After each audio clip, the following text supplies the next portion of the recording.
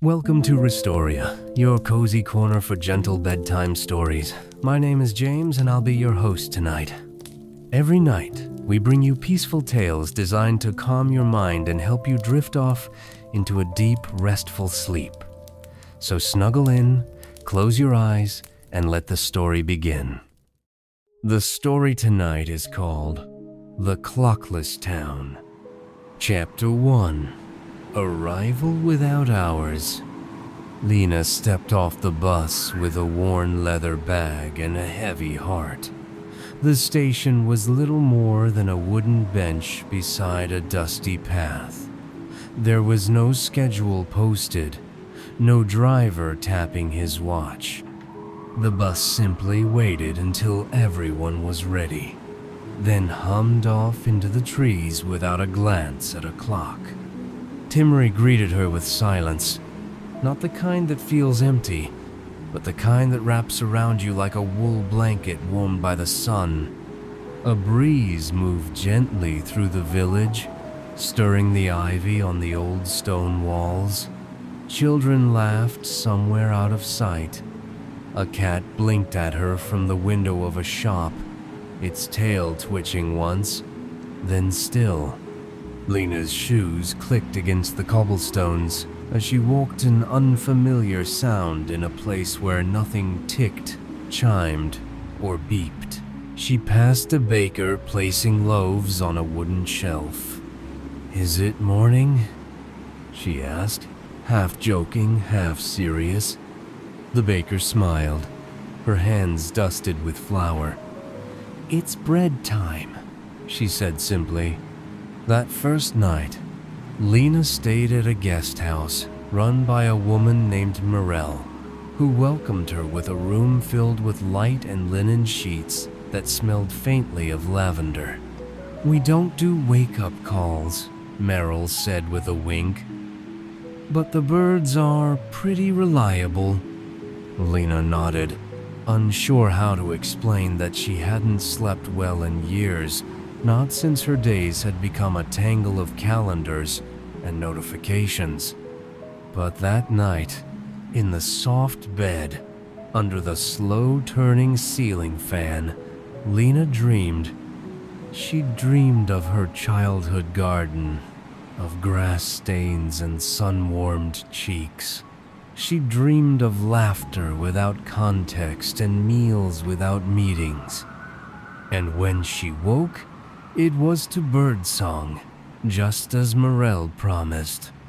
There was no rush to dress, no meeting to join, no train to catch. The village unfolded as it pleased. She found a cafe with tables shaded by climbing roses. The waiter brought her a pot of tea without asking for a time slot or her name. A cat wound itself around her ankles. She smiled. She watched the morning light slide across the stones. Shadows grew longer, then shorter, then longer again. It didn't matter. She began to walk, slowly, past the schoolhouse, where children sat on a rug reading, no bell in sight. Past the tailor, humming as he worked, pausing to greet a neighbor, then returning to his stitching. Lena found herself standing at the garden on the edge of Tona Place, with low hedges and wide benches. An older woman was trimming roses. She looked up, smiled, and patted the space beside her. "You're new," the woman said. "I'm Ida." "Lena," she replied, sitting. "Do you always know what time it is?" Ida chuckled. "Of course, it's now." Lena frowned. "But don't you ever need to be somewhere?" Ida thought for a moment. "I am somewhere." That afternoon, or perhaps evening, Lena watched clouds drift, slow and proud.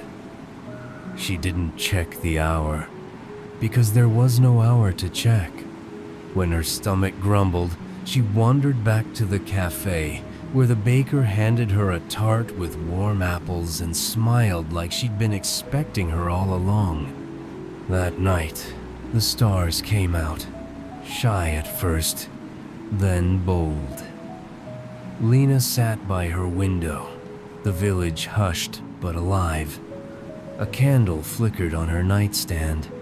A breeze touched her cheek. And when she lay down, she didn't think about what tomorrow held. She only thought of how it felt soft, silent, and wide open. Chapter 2: The Carver and the Bell. Lena no longer asked what time it was.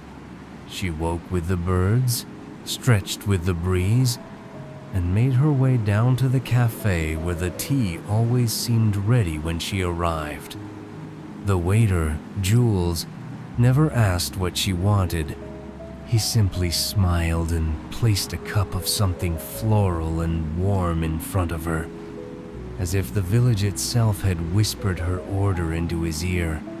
It was on her 6th or 7th day, though she couldn't say for sure, that she noticed the man in the square. He was old, with wiry hair and spectacles that sat crooked on his nose. He wore a vest stitched with small embroidered moons and sat beneath the largest oak tree in Timmery, fiddling with small pieces of wood. Curious, Lena approached. He looked up. The one who used to wear a watch. Lena blinked. How did you? You still check your wrist sometimes, he said kindly, tapping his own. Out of habit. She laughed, a little embarrassed. Guilty. I used to check it 20 times a day. Time doesn't like being stared at, he said. It prefers to be felt. She sat on the bench beside him. In his lap were tiny, delicate carvings birds, trees, a small teacup. Each one was no bigger than a coin, but perfectly shaped. Do you sell these? She asked. He shook his head. No need. I leave them where they're needed. Lena frowned. How do you know where that is? He smiled. Same way you know when you're hungry. Later that day, she found a small carved bird resting on the windowsill of her room. Its wings curved slightly as if mid-flight, and its beak tilted upward. No note, no explanation, just a presence. She held it in her palm for a long time, marveling at how weightless it felt, and yet how grounded it made her. Days passed, or weeks. Lena had stopped counting.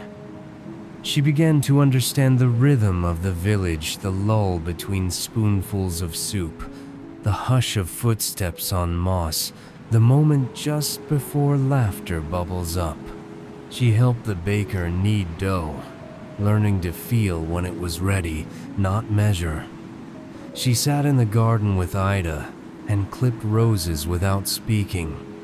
And sometimes, when no one was watching, she would hum to herself, a song she didn't remember learning.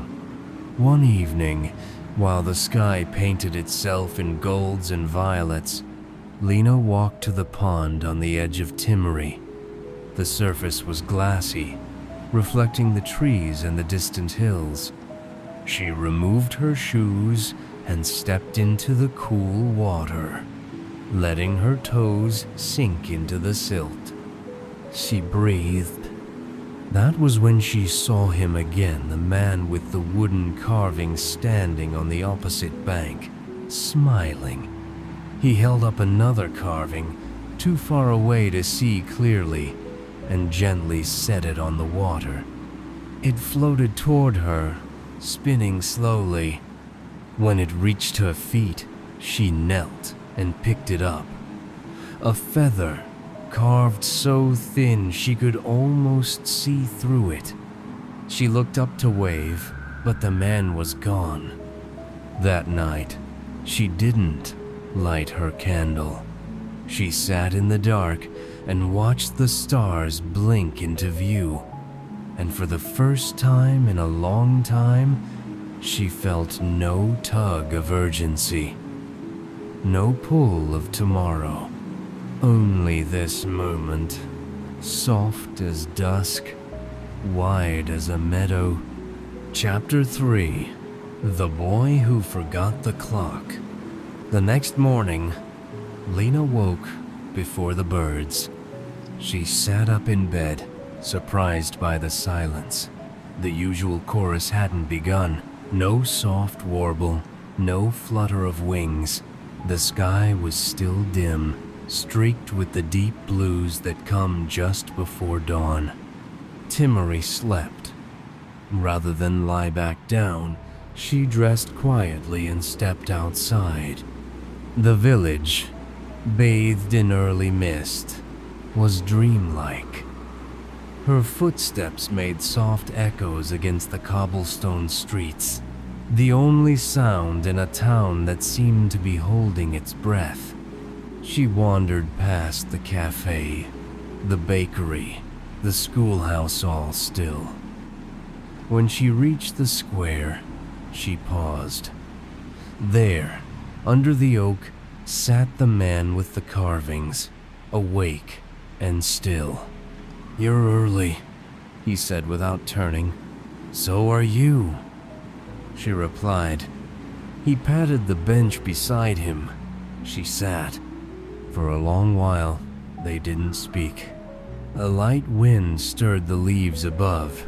Somewhere in the distance, a dog barked once, then fell silent again. "Something's changed," Lena said softly. He nodded. "You felt it too." Lena looked around. "The village feels like it's waiting. Even places have heartbeats," he murmured.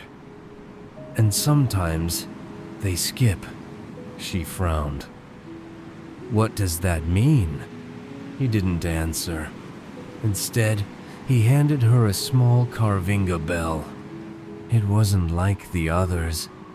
This one was unfinished, its edges still rough, the shape only half formed. "I don't understand," she said. "You will." By midday, Timmery had woken. Birds began to sing, late but present. Shops opened their doors, and the usual quiet murmur returned. Yet Lena sensed something just beneath it all, like a thread pulled too tight. She visited Ida in the garden. "Did you wake early?" Lena asked. Ida, pruning a vine, didn't look up. "I did. Before the light. Is that normal?" Ida smiled, but it didn't quite reach her eyes. "Timmery isn't a machine, dear. It breathes, just like we do, and sometimes it sighs." That afternoon, a stranger arrived. A boy of no more than 12, with boots too big and a scarf too warm for the season. He wandered into the cafe, blinking at the quiet, his eyes wide like he was used to cities and sirens. Jules served him a cocoa without a word. Lena sat across from him. "Where are you from?" she asked gently. The boy shrugged. "Not far, just tired." She understood that feeling all too well. The next few days blurred. The boy, whose name was Eli, stayed at the guest house. He didn't speak much, but followed Lena around the village like a shadow. He watched her knead bread, trim roses, walk by the pond, and slowly, the village seemed to settle again. The tension faded. The birds returned to their usual scheduler lack thereof. Time, or the feeling of it, softened. One evening, Lena found Eli sitting on the steps outside her room, staring up at the stars. "Do you miss clocks?" she asked. Eli shook his head. "They were loud." "They are. I like it here better," he said. She smiled. "Me too." He turned to her. "Do you think I can stay?" Lena hesitated. She wasn't in charge of Timmery. No one was. But somehow, she knew the answer. "If you stop trying to measure it," she said, "time here will make room for you."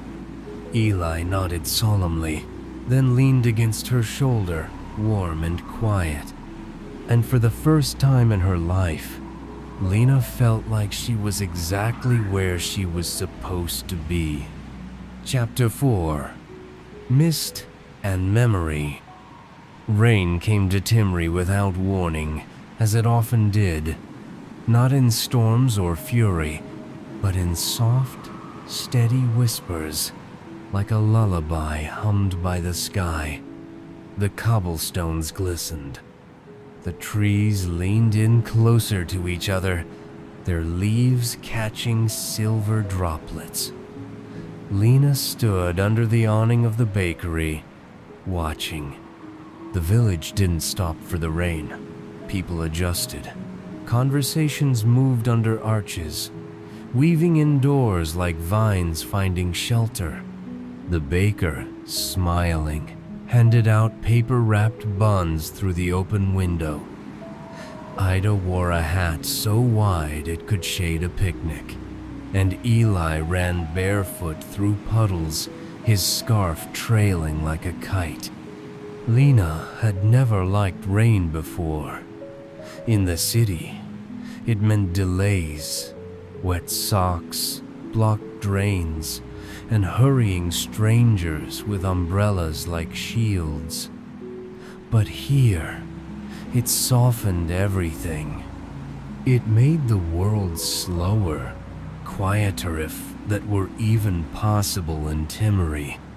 "Come help me," said Jules, waving from the cafe. She joined him inside, where the windows fogged and the smell of cinnamon floated warmly.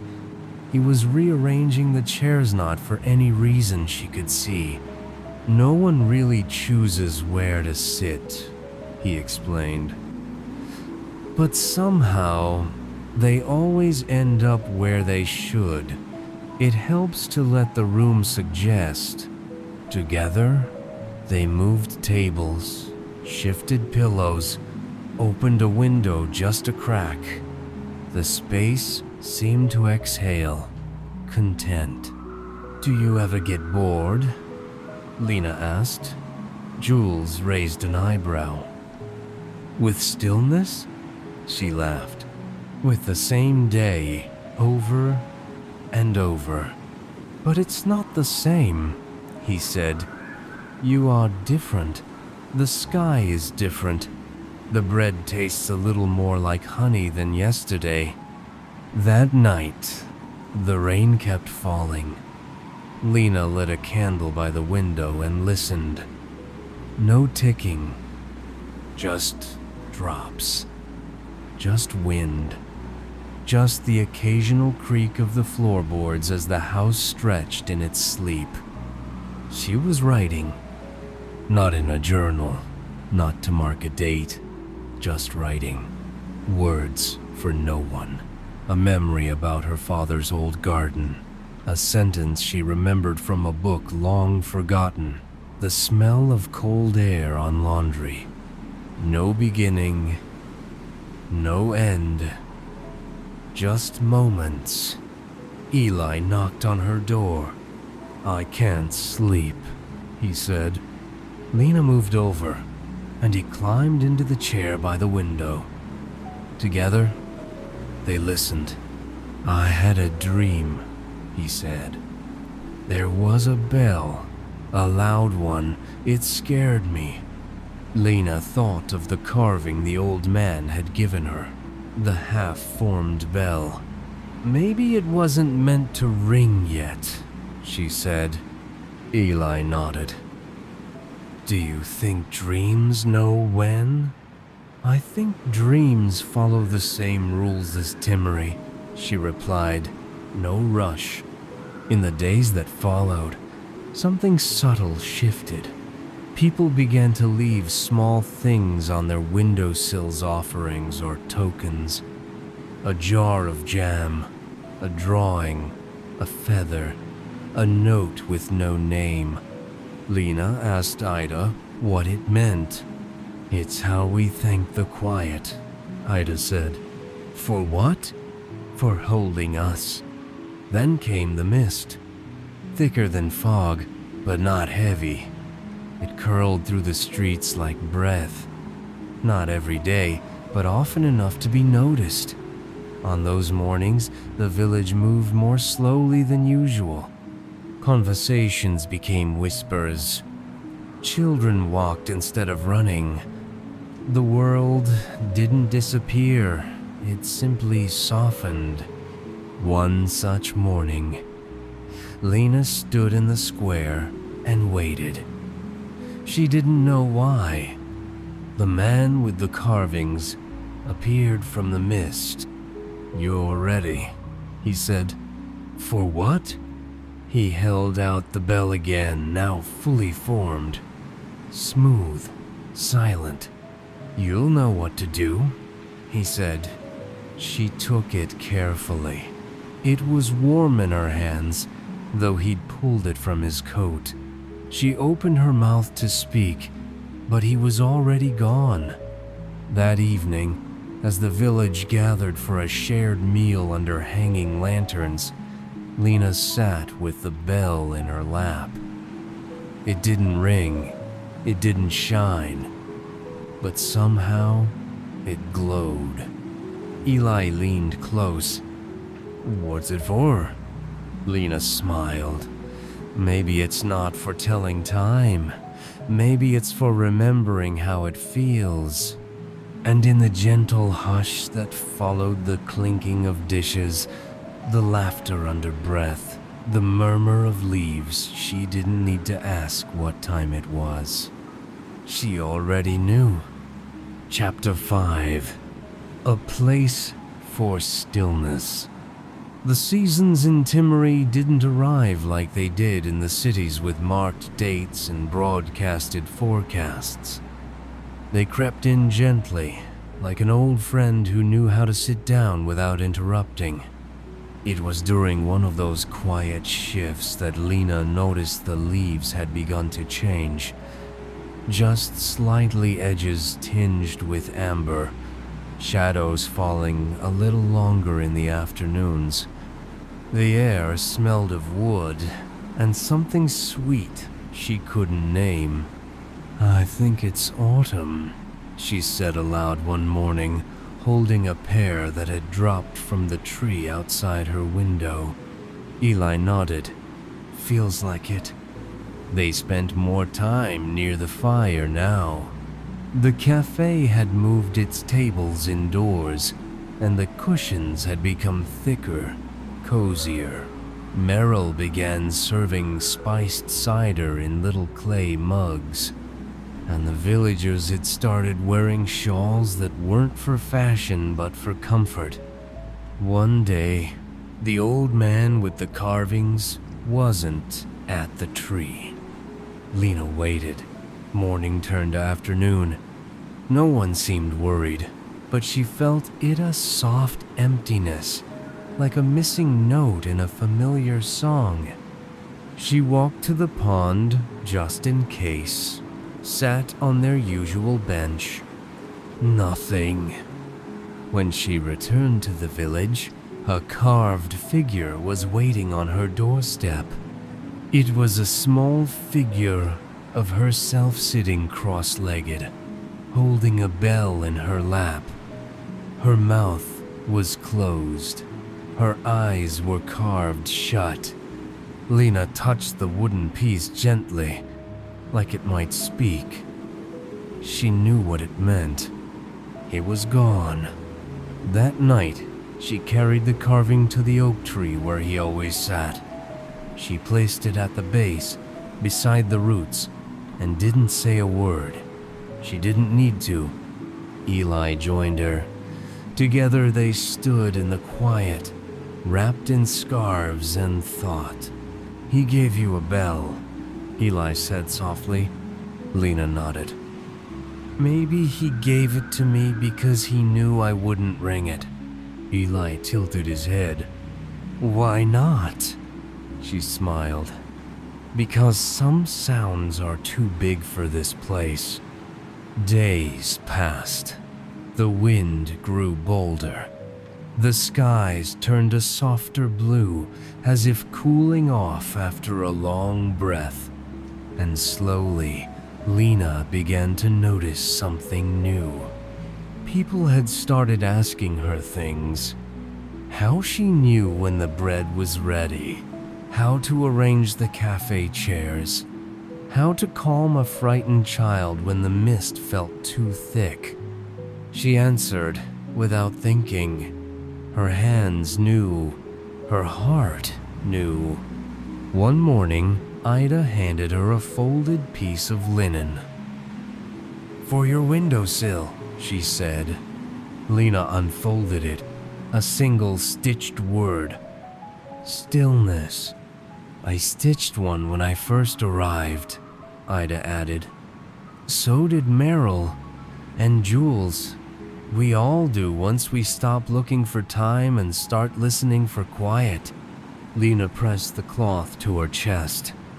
She hadn't realized she'd stopped searching, but it was true. There were no more questions about when or how long. She simply moved, like the sun over the rooftops present and enough. That evening, a hush came over the town. Different from the usual peacefulness. People seemed to sense something, though no one said it aloud. Even the children played more quietly, their laughter soft like cotton. A small gathering formed near the bell tower, the old one, long unused and quietly crumbling. No one had touched it in years. Not since Timmery let go of time. Lena approached, unsure. Ida stood there, arms folded. "It's never rung," she said. "Not since I've been here." Eli looked up. "What if it did?" No one answered. Lena held the carving of the bell in her hand, the one the old man had given her. Without a word, she walked up the stairs of the tower, each step echoing like a heartbeat. She reached the top and stood in the open air, wind tugging at her coat. Below, the village waited, not in suspense, but in stillness. She looked at the ancient bell, dust-covered and silent, and then, gently, she set the wooden bell beside it. Not to replace it, not to wake it, but to remind Aitan herself that silence too is a kind of music. Chapter 6. The Solstice of Silence. Winter arrived in Timmery like a whisper into a quiet room. No grand frost, no thunder of snow, just a chill that settled gently into the bones of the village. Breath came out in clouds. The cafe's windows were always fogged now, and the scent of cinnamon lingered longer in the air. Scarves grew thicker. The pace, impossibly, slowed even more. Lena found herself waking later, wrapped in quilts stitched with forgotten stories. The birds still sang, but softer now, like they didn't want to disturb the cold. Eli had taken to drawing. Each day, he sat at the table by the fire in the cafe, sketching with charcoal and smudged fingers. Houses, trees, faces. Once, Lena noticed, he drew the bell tower, but not as it was. In his drawing, the bell rang, and people listened, heads tilted toward the sky. "Why that?" she asked him. He shrugged. "Not all bells are loud. Some you hear with your chest." Outside, the snow began to fall, slow and thick, blanketing the village in white. It wasn't the kind of snow that made people rush or cancel plans. No one had plans here. Instead, they gathered. They baked more, shared soup, shared silence. The world outside Timmery could have stopped spinning, and no one would have known. That evening, Lena walked to the pond. It was frozen over, a perfect mirror of the sky. She sat on their bench, the same one where the carver used to wait. In her pocket, she carried the wooden bell. She never left it behind. She noticed something then scratched lightly into the bench's armrest. She hadn't seen it before. It said, "When you forget the time, you remember everything else." She ran her fingers over it, smiling. The village, now covered in white, glowed under the stars. No lights flashed. No engines roared. Just soft footfalls and candlelight flickering in windows. The next morning, Jules hung a garland of dried herbs above the cafe door. "For the solstice," he said. Lena raised an eyebrow. "You celebrate?" "Not formally," he said. "But we honor the deep quiet, the turning point." That night, the entire village gathered in the square. Children held lanterns made of frosted glass. Ida brought a large kettle of sweet tea. No one led the event. It simply happened like everything in Timmery. Eli stood beside Lena, holding her hand. "I think this is my favorite day," he whispered. "Why?" "Because it feels like nothing wants anything from me." Lena looked around. The villagers smiled, talked in low tones, shared bread and stories without introduction or purpose. No speeches, no countdowns, just being. "Everything's quieter in the dark," she said. "Except your heart," Eli replied. As the fire crackled in the center of the square, someone began to hum, a melody without words. Others joined in. Lena didn't know the tune, but her mouth moved anyway, her voice fitting into the space like a piece of a puzzle. The song wasn't about endings. It wasn't about beginnings. It was about now. The villagers didn't look at the sky to see when midnight came. They didn't need to. Later, long after the fire dimmed and the lanterns flickered out, Lena stood alone in the snow. She looked at the bell tower, then down at the wooden carving in her hand. She didn't ring it. She didn't need to. The moment had already sounded. Chapter 7. You are home. Spring didn't arrive all at once. It nudged gently at the edges buds on bare branches, the faintest scent of soil waking up, birds with slightly louder songs. Lena noticed it one morning when she stepped outside and didn't need her scarf. The breeze was still cool, but it carried something new, something green. Eli was taller now, not much, but enough that the sleeves of his coat didn't quite reach his wrists. He still drew in the cafe, but now his sketches had more color. Flowers, sunlight, smiles. "You've changed," Jules said one day, handing her a warm slice of pear cake. Lena looked at her hands. "I don't feel different," Jules smiled. "That's how it happens here." The days grew longer, though no one said so. People began tending to gardens again. The pond thawed. Ida pruned her roses. Children lay in the grass and pointed at clouds. One morning, Lena found a note tucked beneath the wooden bell on her windowsill. Just 3 words. "You are home." No name, no signature, just the truth. She showed Eli. He read it and nodded like he'd known all along. "I think I'm ready," he said. "For what?" "To plant something." They cleared a small patch near the edge of the garden earth that hadn't been touched in some time. Together, they dug with bare hands, laughing as the soil clung to their fingers.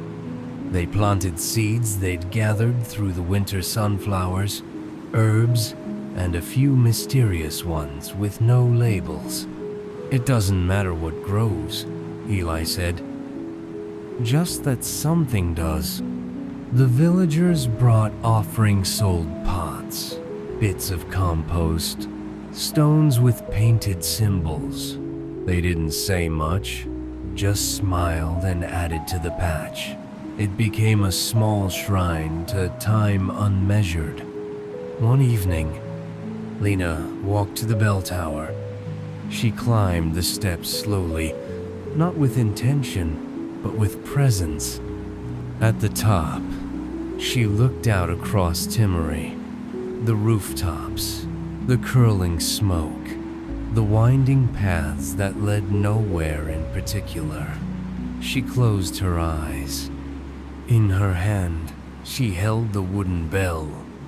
She thought of all the noise she'd left behind, the alarms, the schedules, the ticking walls, the way her old life had been a constant race against moments she could never quite catch. And then she thought of here, the breath between words, the weight of stillness, the sound of soup being stirred, the quiet of someone simply sitting beside you. She set the wooden bell on the ledge and left it there, not as a warning, not as a mark, but as a promise. Below, the village carried on. No one asked where she had gone. No one waited for her return. Because here, presence wasn't tracked, it was felt. Back in her room, Lena sat by the open window. Eli was asleep on the floor, one hand still resting on a sketch. The garden below was beginning to bloom, and somewhere in the distance, the world ticked on, but not here, not in Timmery. Here, the moment breathed, and Lena breathed with it.